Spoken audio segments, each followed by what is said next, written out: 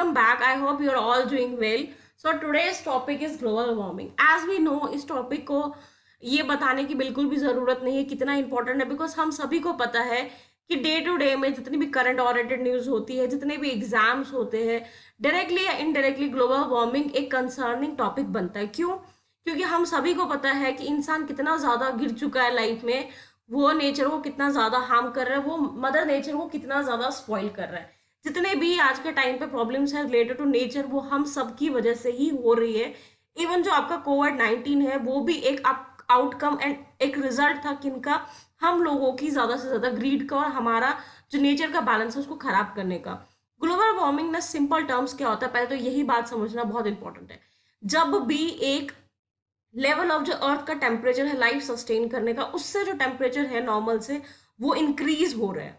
अब ऑब्वियस सी बात है, आप देख सकते हैं आज के टाइम पे इंडस्ट्रीज इतनी ज़्यादा है, आपकी मैन्युफैक्चरिंग सेक्टर इतना ज़्यादा है, आपके एसीज है, कूलर्स है, बाकी सब चीज़ें, इतना वेस्ट मटेरियल्स है, इतनी सारी बर्निंग चीज़ें हैं, बर्निंग फ्यूल्स है, इतना सारा आपका पॉपुलेशन इंक्रीज हो रहा है, मार्केट में डिमांड्स डिफरेंट आ रही है, डिफरेंट डिफरेंट प्रोडक्टिविटी सामने आ रही है। वो सब क्या बना रही है, क्या रीजन क्रिएट कर रही है ग्लोबल वार्मिंग का? कैसे? I will explain in the proper way. क्या रीजंस है जो रिस्पॉन्सिबल है आपके ग्लोबल वार्मिंग के? सबसे पहला हमारा क्लोरोफ्लोरोकार्बन्स। जो भी आपके ये एसी वगैरह, आपके जो रेफ्रिजरेटर्स में यूज किया जाता है, दैट इज क्लोरोफ्लोरोकार्बन। ये बहुत ही ज्यादा हार्मफुल है और ये नेचर को बहुत ज्यादा स्पॉइल करता है। दूसरा डिफॉरेस्टेशन, बिकॉज हम बहुत मॉडर्न लोग हैं, बहुत ज़्यादा हम समझदार हैं, हम नेचर को तबाह करने का कोई भी मौका नहीं छोड़ते हैं। हम पेड़ लगा नहीं रहे हैं, काट रहे हैं, ज़्यादा से ज़्यादा चीज़ों को क्या कर रहे हैं, स्पॉइल कर रहे हैं। पोल्यूशन, ऑब्वियस सी बात है, हमें पता है कि हर तरीके का, चाहे वो आप ले लो कि आप वाटर ले लो, सॉइल ले लो, हर चीज़ का। अब इंडस्ट्री से वेस्ट निकलता है, वो वेस्ट कहीं ना कहीं सी में जाता है और वही चीज़ इवेपोरेट होके उसका टेम्परेचर, देखो ये सब ना एक साइक्लिक फॉर्म है, सब चीज़ें कोरिलेटेड है। ट्राई टू अंडरस्टैंड, नेचर का एक बैलेंस है, नेचर का एक साइकिल है चीज़ों को सस्टेन करने का, और हम उस साइकिल को ही खराब कर रहे हैं। और हम साइकिल में अगर एक चीज को खराब कर रहे हैं, डायरेक्टली इनडायरेक्टली वो सब चीजें कहीं ना कहीं सारी जगह पे क्या डाल रही है, impact. Over exploitation of the resources. हम रिसोर्सेज को, अब सस्टेनेबल डेवलपमेंट इतना ज्यादा पिक्चर में आता है, क्यों आता है? क्योंकि हमारा मानना है कि हमें क्या करना है, आज की डिमांड्स और नीड्स को पूरा करना है और फ्यूचर के लिए भी रिसोर्सेज को प्रिजर्व करना है। बिकॉज हम इतना ज्यादा ग्रीडी हो गए हैं कि हम रिसोर्सेज को ओवर एक्सप्लॉइट कर रहे हैं। अर्बनाइजेशन, अर्बनाइजेशन क्या होता है, पहले तो ये जानना इंपॉर्टेंट है। देखो, जब भी गांव के लोग शहर में मूव करते हैं, उस प्रोसेस को अर्बनाइजेशन कहते हैं। जब शहर के लोग मूव करते हैं रूरल एरियाज में, उन्हें क्या कहते हैं, आपका वो उन प्रोसेस उसको रूरल एरिया का शिफ्ट है। और अर्बनाइजेशन होने की वजह से क्या होता है कि हमें पता है क्राउडेड है, बाकी सब चीज़ें हैं, रिक्वायरमेंट ज़्यादा है, पॉपुलेशन इंक्रीज हो रही है, और ये सब क्या करती है, इम्पैक्ट एक इंपॉर्टेंट एलिमेंट बन जाती है आपका ग्लोबल वार्मिंग का। जैसे ग्रीन हाउस गैसेस। अब ग्रीन हाउस गैसेस क्या होता है, सबसे पहले तो हमें ये चीज़ समझना बहुत ज़रूरी है। वो गैसेस जो सन की जो हीट है उसको ट्रैप करती है, उन गैसेस को हम ग्रीन हाउस गैसेस कहते हैं। जैसे हमारा कार्बन डाइऑक्साइड हो जाता है, ऑक्सीजन हो जाता है, नाइट्रोजन हो जाता है, क्लोरोफ्लोरोकार्बन्स हो जाते हैं, ये सब एनर्जीज को ट्रैप करती है। और human impact on the climate change. सबसे बात है, हम बहुत समझदार हैं, बहुत अच्छे लोग हैं, हम नेचर को तबाह करने के लिए ना कोई भी एक भी स्टेप नहीं छोड़ रहे, हर तरीके से। चाहे हम वो वेस्ट इंक्रीज कर रहे हैं, चाहे हम फर्टिलाइजर्स का यूज कर रहे हैं, चाहे हम पेस्टिसाइड्स का यूज कर रहे हैं, चाहे हम केमिकल्स का यूज कर रहे हैं, हर एक सेक्टर में। और हम क्या करते हैं, इनको हम दो काजेस में डिफाइन करते हैं, that is natural cause and आपका मैन मेड काज। देखो, नेचुरल काज है, लेकिन नेचुरल काज कभी भी ज्यादा इम्पैक्ट नहीं डालेगा। नेचुरल काज आपका जैसे रहता है कि आपका मीथेन ग्रीन हाउस गैस है, वो भी एनवायरमेंट के लिए डेंजरस है। दूसरा आपका है कि थोड़ा बहुत टेम्परेचर जो नेचर का है वो खुद में भी क्या होता है, बढ़ता है। लेकिन सबसे ज्यादा स्पॉइलिंग क्या है, that is man made causes of global warming.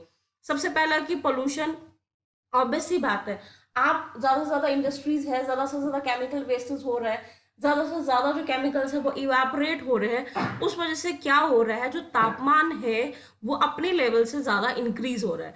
और तापमान इंक्रीज हो रहा है तो ग्लेशियर्स जो है वो पिघल रहे हैं। अगर ग्लेशियर्स पिघल रहे हैं तो क्या हो रहा है कि जो आपका सी लेवल है वो राइज हो रहा है। अगर सी लेवल राइज हो रहा है तो फ्लड्स आ रहे हैं। अगर फ्लड्स आ रहे हैं तो लाइफ सफर कर रही है।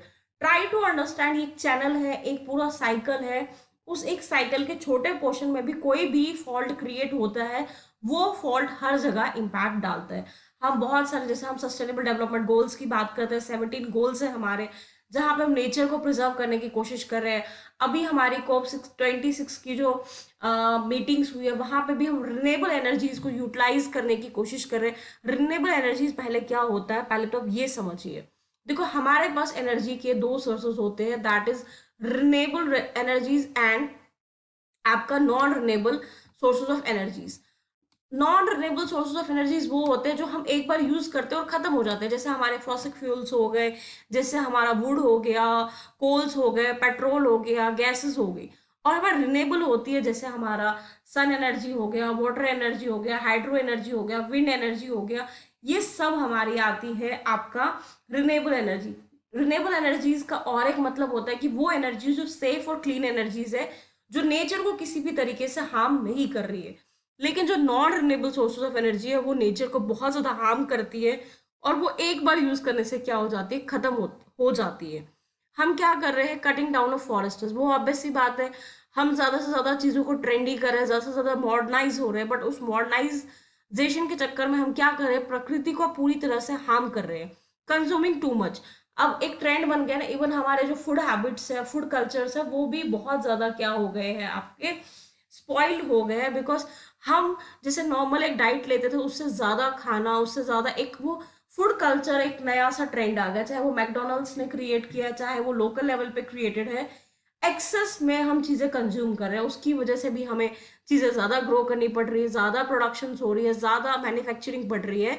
और ये सब कहीं ना कहीं क्या कर रही है, नेचर पे इम्पैक्ट डाल रही है। द IPC जो आपका है, आपका international pact on climate and change assessment report find that 40 years the global average sea level rise in ocean heat। Obvious सी बात है, अगर सपोज अगर आपका जो ग्लेशियर्स मेल्ट हो रहे हैं, वो ऑब्वियसली सी राइज होगा। सी राइज होगा, उससे क्या होगा, फ्लड्स आने के चांसेस बनते हैं। उससे बहुत सारी मेराइन लाइफ, देखो प्रकृति का एक बैलेंस है ना, life on land, life on air and the life below आपका water, that is marine life. वो सब एक स्टेबलाइज वे में चलती है। अभी ग्लोबल वार्मिंग की वजह से ऑलरेडी बहुत सारी जो प्रकृतियां है, बहुत सारी जो आपकी स्पीशीज है, चाहे वो एनिमल्स की है, चाहे वो प्लांट्स की है, चाहे वो बर्ड्स की, वो पहले से ही खत्म हो चुकी है।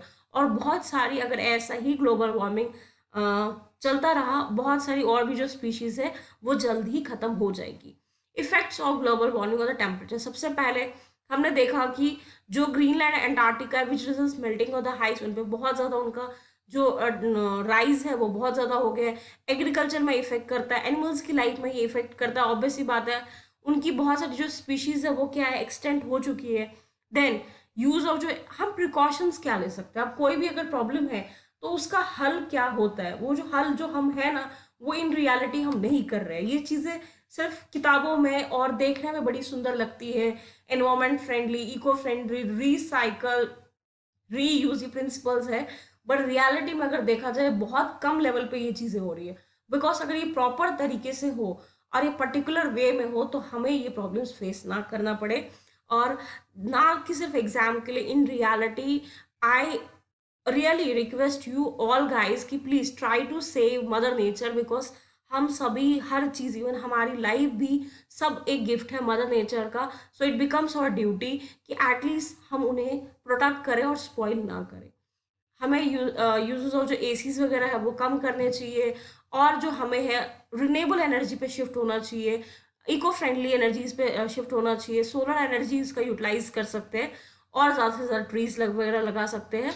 और जो आपकी ये इंडस्ट्रीज वगैरह की चिमनी होती है, उसको थोड़ा सा अपग्रेड कर सकते हैं, और अगर हो सके तो इन सब चीज़ों को मिनिमाइज कर सकते हैं, ताकि प्रकृति है वो अपने हिसाब से एक बैलेंस क्रिएट करे, नेचर अपने हिसाब से सस्टेन करे। जैसे कि हमने देखा था कोविड में, जब लोग अंदर बंद हो चुके थे, तब नेचर थोड़ा सा अपना हील हो रही थी, बिकॉज वहाँ पे पोल्यूशंस बहुत कम थे, उस टाइम पे मैन्युफैक्चरिंग बंद थी, इंडस्ट्रीज बंद थी, डिफरेंट डिफरेंट चीज़ें बंद थी, और उस टाइम पे हम लोगों की अकल भी ठिकाने आ चुकी थी। बट एज ह्यूमन बींग्स कभी भी नहीं सुधरने वाले हैं, फिर से हम वही तबाही मचा रहे हैं। और डोंट वरी, जैसे जैसे हम तबाही मचा रहे हैं वैसे वैसे हमें रिजल्ट ज़रूर ही देखने को मिलेंगे, बिकॉज बैलेंस है, जैसा आप करोगे वैसा ही रिटर्न में आपको मिलता है। So wishing you all the very best for upcoming things, whatever you are doing.